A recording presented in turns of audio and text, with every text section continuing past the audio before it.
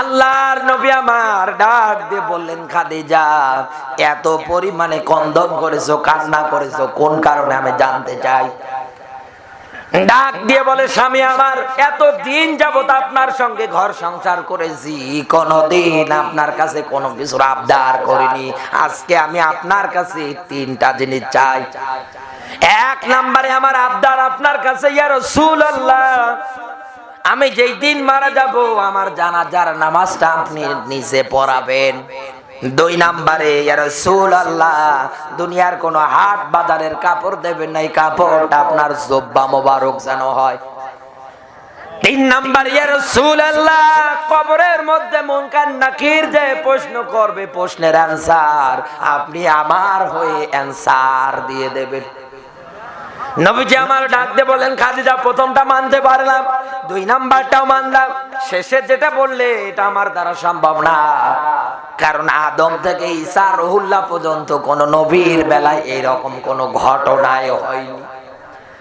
নবীজির মুখে যখন এই কথা শুনেছে, খাদিজাতুল কুবরার সঙ্গে সঙ্গে জমিনের মধ্যে সেজদায় পড়ে গিয়ে হাওমাও করে কান্না করে আর ডাক দিয়ে বলে, আল্লাহ কি হবে আমার কি উপায় হবে কবরের মধ্যে।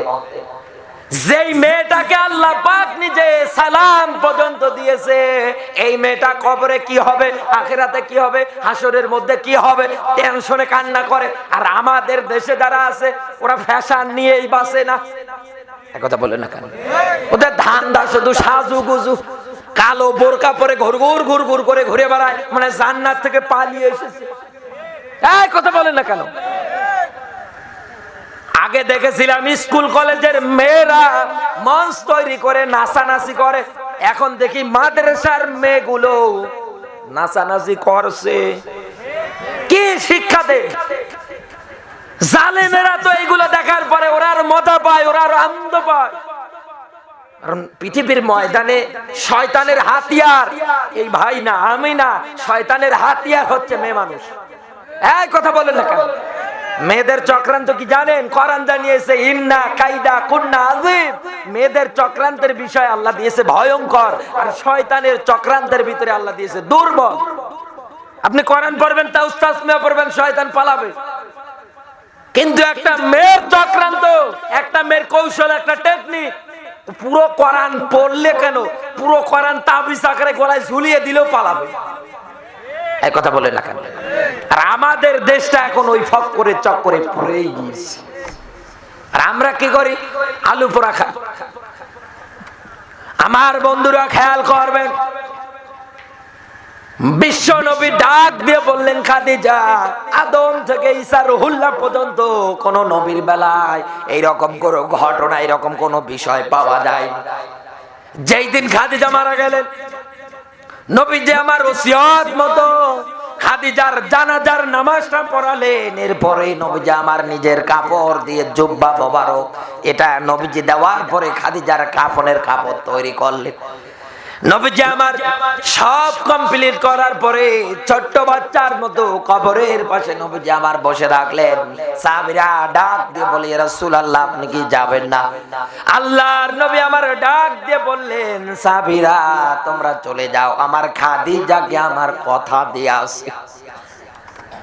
হঠাৎ করে জিবরিল আমিন ডাক দিয়ে বললেন, নবী আমার, খাদিজার যে কবরের প্রশ্নের আনসার আমার আল্লাহ পাক নিজেই জবাব দিয়েই দিয়েছে। একটা মেয়েকে আল্লাহ সালাম পর্যন্ত দিলেন, কবরের সওয়াল জবাব পর্যন্ত দিয়ে দিলেন। একই শকে আরো জোরে বলা লাগবে। দুইটা বিষয় আমি পেয়েছি। এক নম্বরে আল্লাহর নবীর সম্মান খাটো হবে, নিচু হবে। খাদিজা এরকম কোন কাজ করেনি। এক কথা বলে না কেন? দুই নম্বরে নবীজিকে কোনদিন কোন বিষয় নবীজির উপরে লানত করেনি, অপমানিত করেনি। আর আমাদের দেশে যারা আছে হিসাব করেন, সাবান কম দেবেন, ফেসওয়াশ কম দেবেন, আপনার 14 গোষ্ঠী ধুয়ে গালি দেবে। নিজের মা বাবাকে একটু টাকা দেবেন, নিজের মা বাবার পিছনে একটু খরচ করবেন। বাংলার কত বৌমা আছে সহ্যই করতে পারে না। যত পারেন শ্বশুর শাশুড়িকে দেন, মাথায় তুলে রাখবে। এই কথা বলে না। নিজের মা বাবা নিজের কাছে মা বাবা মনে হয়, আর স্বামীর মা বাবাকে মনে হয় ডিলেট। ঝাঁটা মারা দরকার এসব মেয়েদের মুখে। এরকম নিম্নমানের কমন সেন্স কিভাবে জোর মাথার মধ্যে সে আল্লাহ ছাড়া কেউ জানে না। আর বাংলাদেশে এখন অধিকাংশ মেয়েগুলোর সংসার ভাঙার পিছনে কারণ ওই যে ওর মা আর ওর বড় বউ। বাড়িতে গেলেই বলে আলাদা হ, জলদি আলাদা হ, আলাদা হয়ে গেলে আরামে খেতে পারবে। একথা বলে না। আর এই বুদ্ধি শুনে এ স্বামীর বাড়িতে সে তুল কালাম কাণ্ড, শেষে মারামারি, শেষে সংসার ভাঙা ভাঙা। এই যে এই জায়গায় আসার পরে আমারে একটা বিষয় দিয়েছে কি, রুমে যখন ছিলাম এক মেয়ে হয়তো দিয়েছে যে আমার স্বামী আমারে বারবার বলে তোরে তালাক দেব, তোরে তালাক দেব। না, স্বামী আর স্ত্রীর মাঝে সম্পর্ক হবে হুন্না লিবাসুল্লাহ ওয়া আনতুম লিবাসুল্লাহ হুন্না।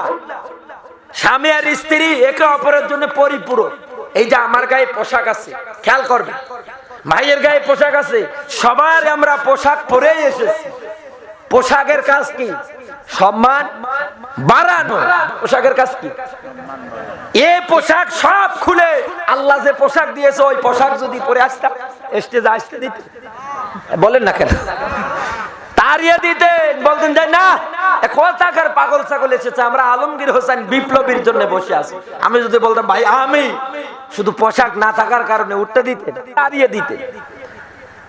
পোশাক পরে এসেছি, টুপিটা পরেছি, কোট মোট গায়ে দিয়ে এসেছি, মশানে আলাদা। তার মানে পোশাকের কাজ যেমন সম্মান বাড়ানো, ঠিক তেমনি স্বামী আর স্ত্রী একে অপরের জন্য পরিপূরক, এদেরও দায়িত্ব সম্মান বাড়ানো। কিন্তু আমরা সাপ আর বেজির মতো সম্পর্ক বানিয়ে ইসলাম তো এ বলেনি।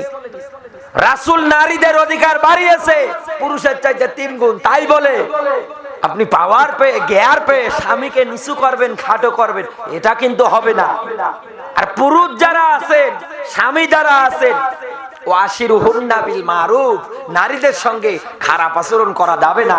কোরআনের নির্দেশ, পারিবারিক জীবনের ক্ষেত্রে আয়াত, নারীদের সঙ্গে ভালো আচরণ করা লাগবে, কোরআনের নির্দেশ। কারণ কোরআন জানিয়েছে কি, আল্লাহর রাসূল জানিয়েছে কি, আমি নবী মেয়েদের পিতা, আর তোমরা খবরদার মেয়েদের গালি দিও না। আর তালাক তো দূরে থাকে, শব্দ মুখে আনা যাবে না। তাই আপনার বারবার যদি জবান দিয়ে এই কথা বের হয়, এই কথা বের হয়, তাহলে আপনার উল্টা পাল্টা জীবনে হবে, সংসারে কোনোদিন বরকত আসবে না। তো এলাকার মধ্যে যদি এইরকম কেউ কর্মকাণ্ডে জড়িত থাকেন, ফিরে আসা যাবে না। কারা কারা ফিরে আসবেন হাত তোলেন তো দেখছি। আলহামদুলিল্লাহ, তার মানে এলাকায় চলছে,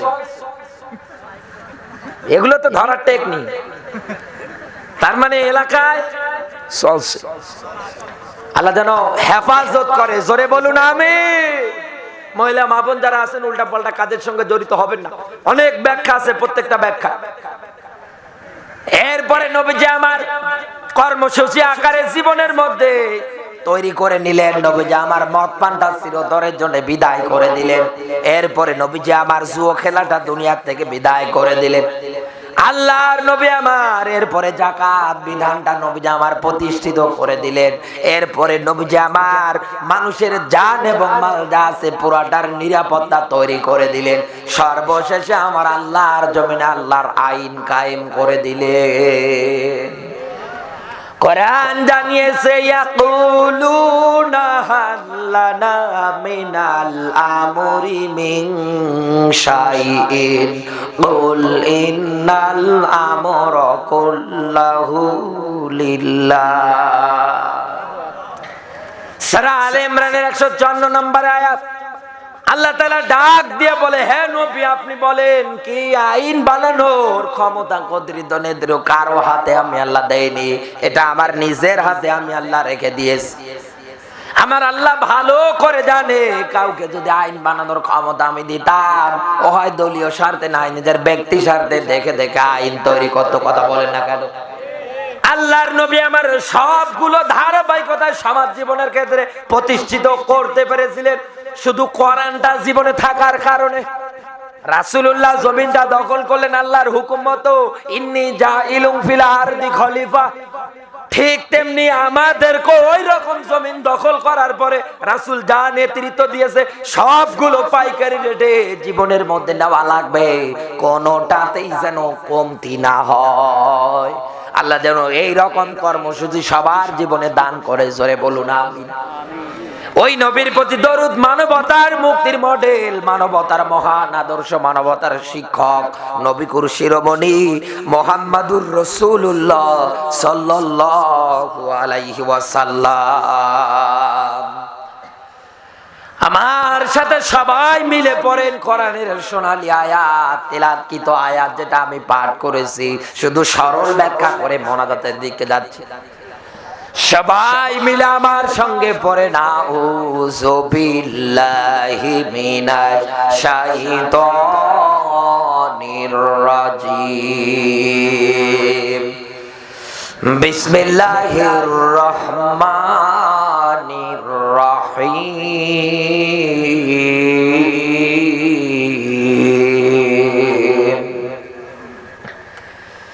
ইয়া আইয়ুহাল্লাযীনা আমানুত্তাকুল্লাহ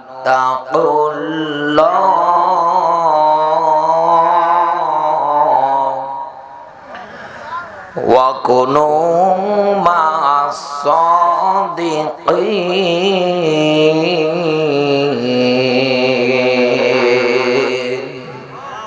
আগামীকালকে কেউ যদি জিজ্ঞাসা করে কোন সূরা থেকে আলোচনা হয়েছে, আপনি বলবেন সূরা তাওবার 119 নাম্বার আয়াত। বলা যাবে তো? বলা যাবে?